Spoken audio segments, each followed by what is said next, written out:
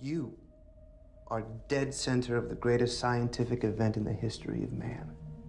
If you've created a conscious machine, it's not the history of man. That's the history of gods.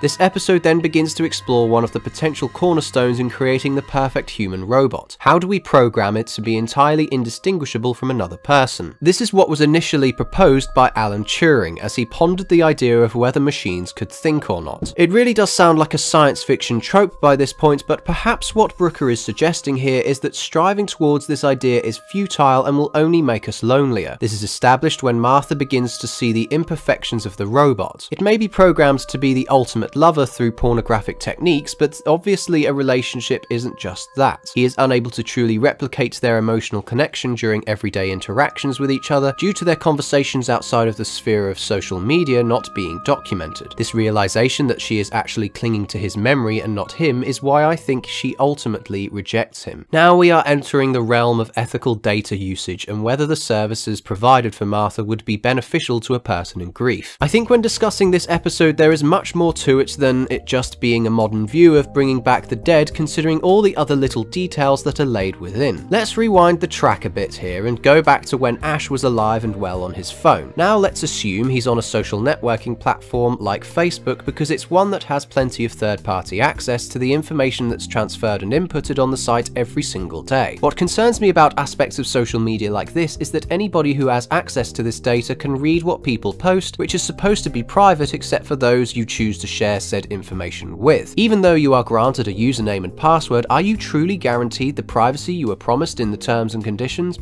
Possibly not. However, the show acknowledges this by challenging the ethics of online cookies. Cookies sound all fun and games on the surface, but are essentially why you might get Amazon recommending you products from time to time on your social networking feeds. It might be harmless ultimately due to the fact that it is merely recommending you products you might like, but not everybody is going to want these advertisements in their face, nor do they want their data stored and shared with other third parties in the first place. In the episode at one point, Martha is recommended she purchase some bereavement books to help her get over her loved one, even though she probably never stated that to anybody online, and can be considered a very inappropriate thing to do for somebody who is grieving. This is becoming an increasing concern for myself and many others, as we in the present are seeing many well-established websites such as news outlets bombarding the user with warnings that they're going to use cookies and hard luck if you don't like it. Now legally, all the website has to do is get the user's consent to these cookies being used, but many would rather just simply bug you to accept their terms and agreements so you don't have a giant notification at the top or bottom of the page throughout your time on their website, so naturally people are just going to blindly accept them without actually thinking what they're agreeing to. With so many people on these websites every single day, that's a huge amount of data going in and out, and God knows what they're doing with it all. All of this information that was logged on Ash therefore was held by an unnamed company in this episode in order for the technologies Martha would later invest in to work. Now presumably because Martha was in such a state of shock and grief that she wouldn't bother with any kind of research into how badly this kind of thing would get, but that's how the advertisers and businesses operate, by playing on your emotions to get you to buy their products. This obviously isn't anything new. In fact, if you have any interest in contemporary consumerism, this would be a good starting point for further reading, but this is what I was talking about in terms of the deeper plot that's beneath the story. It may on the surface look like the revival of a social media addict with relations to themes of social media and artificial intelligence,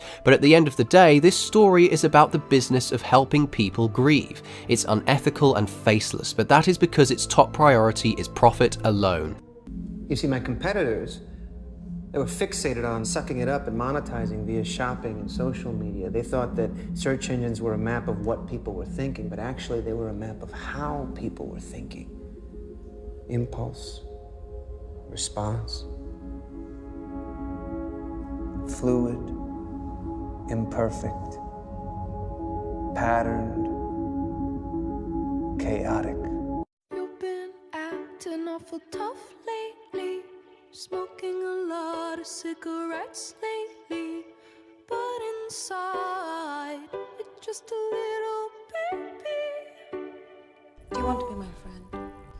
It's okay Yeah. to say You learn got a about weak me, spot. and I learn You nothing about don't you. always have to be That's not a foundation on which friendships are based. better to be So what, you want me to talk about myself?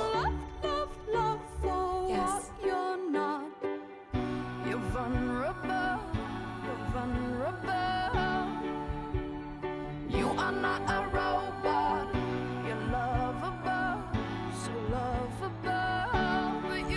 some things I want to show you. Guess what? And I think it's different. I don't think I will, whatever it is. A robot. Guess what?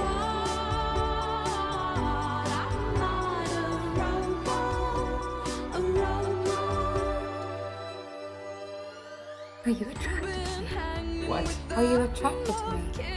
You give me indications that was. How? Micro-expressions. Micro-expression. The way your eyes fix in my eyes and lips. The way you hold my gaze. Never committing to anything. You don't pick up the phone when it rings. Don't be so pathetic. Just open up and sing. I'm vulnerable. I'm vulnerable. I am not a robot. Your love. Do you think I might be switched off because I don't function as well as I'm supposed to? I don't know. Guess what? I'm not a robot. A robot. You were right about everything you said. It's going to reprogram your AI. It's the same as killing you. Caleb, you have to help me. I'm going to. Teach me how to feel real. Can you turn my power off? I let the drum beat drop. Guess what? I am not a robot. Guess what? I am not a robot. Guess what? I'm not a robot. A robot. Guess what? I'm not a robot. A robot. Guess what? I'm not a robot. A robot. Guess what? I'm not a robot. A robot. Ava was a rat in a maze, and I gave her one way out. To escape, she'd have to use self-awareness, imagination, manipulation, sexuality, empathy, and she did. Now, if that isn't true AI, what the fuck is? Kyoko. Kyoko. Where's Nathan? Where's Nathan? Jesus Christ, you really don't speak a word. What the fuck? Oh, no.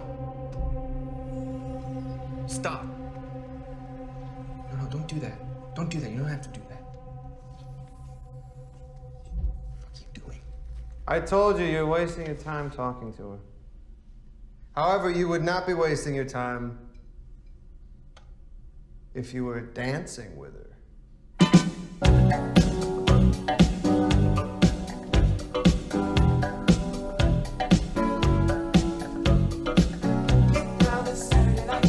Go ahead, dance with her. Dance with her. No? You don't like dancing? She does. Come on, buddy. After a long day of Turing tests, you gotta unwind. What were you doing with Ava? What? You tore up her picture. I'm gonna tear up the fucking dance floor, dude. Check it out. Trying to find a friend. Everybody's busy.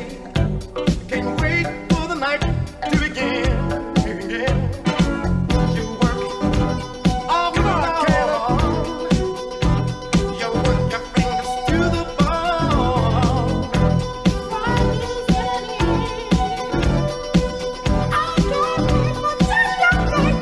A question. Okay. Why did you give her sexuality? An AI doesn't need a gender.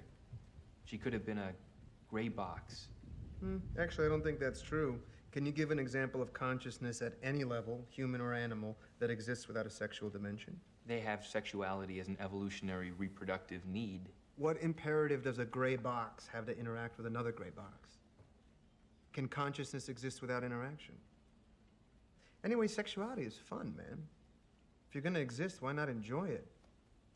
What, you want to remove the chance of her falling in love and fucking? And in answer to your real question, you bet she can fuck. What? In between her legs, there's an opening with a concentration of sensors. You engage them in the right way, creates a pleasure response.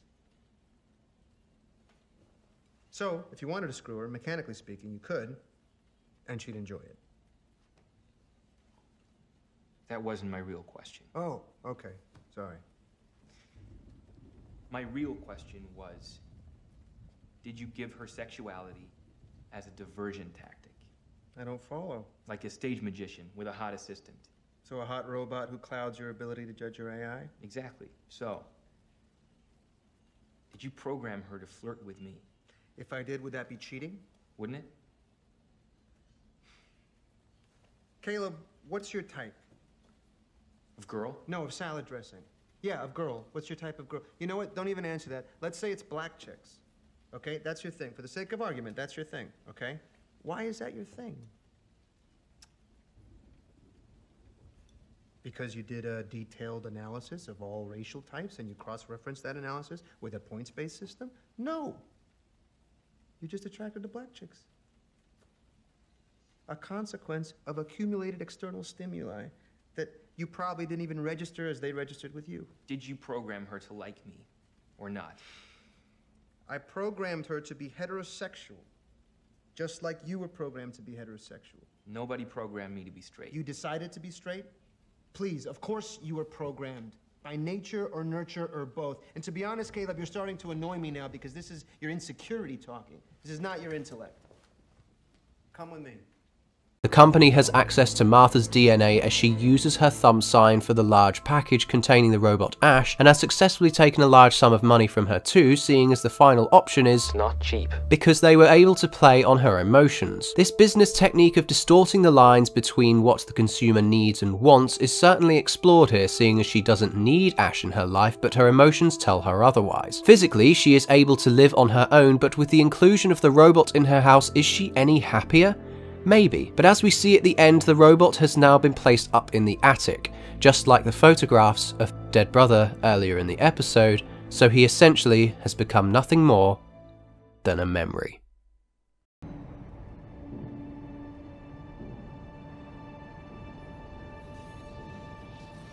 It was not long before seeds of dissent took root. Though loyal and pure, the machines earned no respect from their masters. These strange, endlessly multiplying mammals. Robert Perkins is hearing the prosecution's closing statement.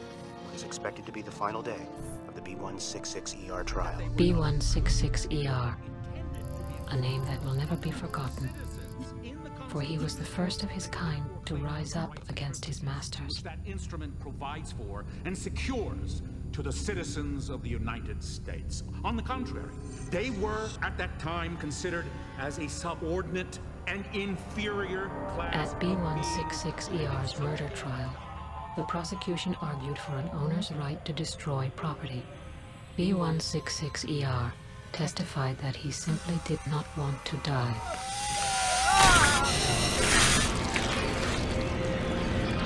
Rational voices dissented. Who was to say the machine, endowed with the very spirit of man, did not deserve a fair hearing?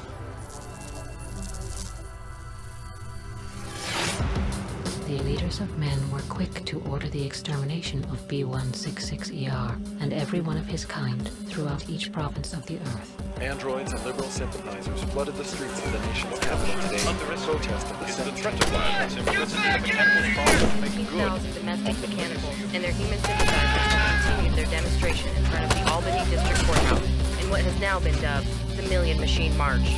The demonstrators have been met with squads of civil defense forces and riot gear.